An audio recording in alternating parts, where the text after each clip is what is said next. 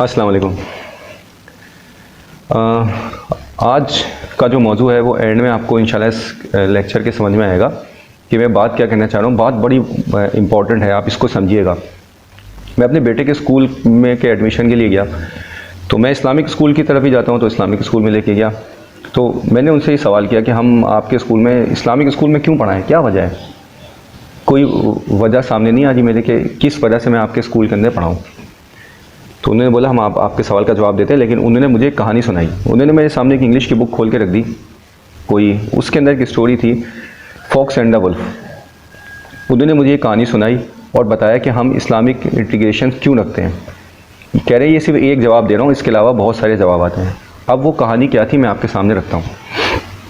हुआ यूँ कि एक वुल्फ था, एक फॉक्स थी। वो रात का टाइम था, उसको बहुत शदीद भूख लगी, उसको खाने को कुछ नहीं मिला। वो गई तो सामने देखा कि कुआं है, वेल। उस कुएं में उसने देखा कि चांद का अक्स नज़र आ रहा है। उसने चांद का जब अक्स देखा तो उसने बोला चलो, वो समझी कुछ खाने की चीज़ है। उस कुएं में डोल लगे थे। डोल कहते हैं कि एक तरफ पानी भरेंगे तो दूसरी तरफ से पुली खींचेंगे तो पानी ऊपर आ जाएगा। तो इस तरह डोल लगे थे। वो एक डोल के अंदर बैठ के नीचे चली गई। जैसे ही वो नीचे अक्स के पास पहुँची, रिफ्लेक्शन था चांद का, तो उसको अंदाज़ा हो गया कि ये तो खाने की वो चीज़ ही नहीं है। अब वो फंस गई। अब वो सोचने लग गई कि क्या करें, मैं बाहर कैसे निकलूं, कुछ समझ में नहीं आया। काफ़ी देर तक फंसी रही, तो थोड़ी देर बाद देखा एक भेड़िया आया, वुल्फ ने आगे पूछा तुम क्या कर रही हो। तो फॉक्स ने उसको ये नहीं बोला कि मैं यहाँ फंस गई, उसने बोला मैं तो बड़ा एंजॉय कर रही हूँ, बहुत मुझे मज़ा आ रहा है, मैं तो यहाँ पे बड़े आराम से हूँ। तो वो वुल्फ कहने लगा मुझे भूख लग रही है, कुछ खिला दो। कह रही आ जाओ, मेरे चांद का अक्स है, मैं ये खाती रहती हूँ, तुम भी आके खा जाओ। तो वुल्फ कहने लगा मैं नीचे कैसे आऊँ। फॉक्स ने कहा कि बराबर में जो डोल है इस पर बैठोगे नीचे आ जाओगे। वुल्फ उस पर बैठता है तो फॉक्स ऊपर चली जाती है। फॉक्स ऊपर जाती है, वेल से बाहर निकल जाती है। तो वुल्फ कहता है कि भाई मैं तो यहाँ फंस गया हूँ। तो फॉक्स जो है नीचे देखती है और कहती है इंजॉय। कहानी ख़त्म। ग्रामर के हिसाब से स्टोरी बिल्कुल ठीक, कॉम्प्रीहेंशन के हिसाब से बिल्कुल ठीक, सब जो चीज़ें इसमें हैं लिटरेचर वगैरह के सब इससे सही।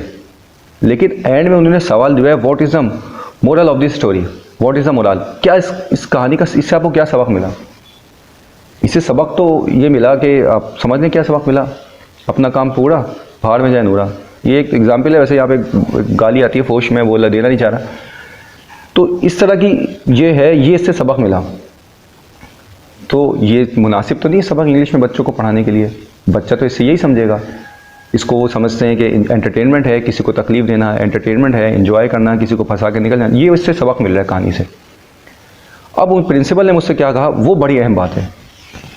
उन्होंने मुझसे ये कहा कि इस कहानी के अंदर हमने किया कि जब फॉक्स वहाँ पे फंस गई तो हमने यहाँ से कहानी गायब कर दी। हमने कहानी कर दी चेंज। हमने कहा वहाँ पे बकरी आई और उसने आके कहा कि तुम यहाँ पे क्या कर रही हो। तो उसने बोला मैं तो यहाँ पर एंजॉय कर रही हूँ। तो बकरी ने बोला तुम झूठ बोल रही हो, तुम एंजॉय नहीं कर रही हो, तुम फंस गई हो, तुम्हें मैं बाहर निकालती हूँ, फिर तुम बाहर आ जाओ। तो वो अपने दोस्त हाथी को बुला के लाती है और वहाँ से कुछ रिसोर्सेज कलेक्ट करके हाथी को बुलाती है। हाथी पत्थर लेके आता है और डोल में डालता है, फॉक्स बाहर निकल आती है। फॉक्स बाहर निकलती है, वो माफ़ी मांगती है, तौबा करती है और आइंदा कहती है मैं किसी को धोखा नहीं दूंगी। ये उन्होंने बोला कि हमने यहाँ पे ये कहानी ऐड कर रहे हैं। करी होगी यकीनन, मुझे पता है इस तरह के लोग मौजूद हैं जो कि इसमें बहुत मेहनत करते हैं, कहानी को पहले देख लेते हैं। यहाँ से क्या बात समझ में आई कि हर कहानी के एंड में एक मोरल होता है। वो टीचर जो कहानी पहले पढ़ लेगा वो क्लास के अंदर सही बात निकाल के बता सकता है, और वो गलत बात को एक्सप्लेन नहीं करेगा या फिर आगे जाके क्लेम करेगा कि इस बुक के अंदर ये क्या है। इंटेलिजेंट प्रिंसिपल होंगे तो उसकी बात को लेंगे, नहीं होंगे तो कहेंगे नहीं अपने काम पे ध्यान दीजिए, ये करिए वो करिए, वो भगा देंगे। और अगर कोई इंटेलिजेंट होगा तो वो क्या करेगा, इस पे एक्शन लेगा कि इस तरह की स्टोरीज़ को थोड़ा सा बेहतर बनाया जाए, कि इस तरह की स्टोरीज़ को थोड़ा बचाया जाए। इसके अलावा बहुत सारी स्टोरीज़ हैं जो कि नॉवेल्स के अंदर पढ़ाई जाती हैं, उनका जो बीच में उसमें बाज़ों का जो मोरल्स सही निकाल लेते हैं, लेकिन उसमें इथिक्स सही नहीं होते हैं। मिसाल के तौर पे कुछ स्टोरीज़ हैं जैसे कि गालिबन एक नॉवेल है, उसको आप पढ़ेंगे तो उसमें गोश्त के साथ जो है वो पता नहीं क्या स्टोरी बनाई है उन्होंने, गोश्त के साथ लव हो जाता है। गालिबन 4 या 5 क्लास का नॉवेल पढ़ाया जाता है वो चाहिए, मतलब जो जिनको आप बड़े बड़े स्कूल समझते हैं वहाँ ये पढ़ाया जाता है। उसके अलावा और बहुत कुछ ऐसी चीज़ें हैं जो कि मैं क्या अपने इसमें वजाहत करूँ। खैर ये तो एक बात हो गई। अब इससे मैं आपको और इम्पोर्टेंट बात बता रहा हूँ। अगर इस तरह की स्टोरीज बार बार सुनते रहेंगे तो फिर लिखेंगे भी इसी तरह की स्टोरीज जिसमें से रॉन्ग मैसेज जा रहा हो। हमारे जो डायरेक्टर्स हैं पाकिस्तानी ड्रामा जो देख रहे हैं बना रहे हैं, वो क्या करते हैं, ऐसी स्टोरी लिखते हैं जिसमें अट्रैक्शन बहुत ज़्यादा हो, और गुनाह में अट्रैक्शन बहुत ज़्यादा होती है। तो वो क्या करते हैं, आजकल मैं भी सुबह फजर के बाद अम्मी के साथ बैठा हुआ था, मैं फजर के बाद अक्सर अम्मी के साथ जाके बैठा हूँ, बातें करते हैं हम लोग। तो अम्मी कहने लगी कि वैसे अम्मी जो है वो टीवी देखती हैं कभी कभी, ऐसा नहीं कि नहीं देखती, कभी कभी देखती हैं वो। तो कह रही है ड्रामा आ रहा है, उसके अंदर दिखाया है उसको, कोई मुझे नहीं पता उस ड्रामे का क्या नाम है, मैंने भी नहीं देखा। तो उसके अंदर ये दिखाया है कि कोई औरत होती है, वो अपने शौहर उसका अमीर होता है, वो बहुत उसके बच्चे भी होते हैं, वो बहुत बुरी दिखाई गई औरत, और वो क्या कहते हैं अपने मियाँ से तलाक लेके चली जाती है। और मियाँ उसको बहुत सारे पैसे देता है कि तुम बच्चे छोड़ो जाओ, वो बच्चे छोड़ के चली जाती है, वो दूसरी जगह शादी कर लेती है, दूसरी जगह शादी करती है। तो बच्चों का दिल चाहता है, वो शौहर आज जो है दूसरी औरत से शादी कर लेता है, तो बच्चे कहते हैं उनकी स्टेप मदर बन जाती हैं। अब वो स्टेप मदर को बुरा दिखाया गया, चलो ये भी हम समझ में आता है, एक औरत दूसरी औरत के बच्चे पाल नहीं सकती, ये नॉर्मली बात है, कोई इसमें मुजायका नहीं है, एक औरत दूसरी औरत के बच्चे नहीं पाल सकती। खैर उसमें ये दिखाया गया कि बच्चे अपनी पहली वालिदा से मिलने की कोशिश करते हैं, तो वो मिल लेती है उससे। तो उसका जो दूसरा शौहर होता है वो कहता है तुम्हारा पहला वाला शौहर बहुत अमीर है, अपने बच्चे अगवा करके उससे तावन वसूल करो, फला ऐसी कुछ स्टोरी है। अब इस स्टोरी के अंदर माँ का करेक्टर जो है, माँ को बुरा दिखाया जा रहा है, जबकि एक फितरी बात है कि माँ कभी भी बच्चों के लिए बुरी नहीं होगी, उसके जितने भी इख्तलाफ हो पूरी दुनिया से, लेकिन वो बच्चों के लिए कभी बुरी नहीं हो सकती। तो माँ को जब बुरा दिखाया जाता है तो हमें इस चीज़ पर एतराज़ होता है कि आप ये इस तरह की चीज़ें क्यों दिखा रहे हैं। आप ये दिखा दो ऑफिस में बॉस बुरा है, ये कभी नहीं दिखाओगे आप। ऑफिस के अंदर बॉस बुरा है, ऑफिस के अंदर नौकरी करने जा रही हो रहा है, तो उसके साथ 10 बुराइयाँ हो रही हैं, इस बुराई को कभी हाईलाइट नहीं करोगे।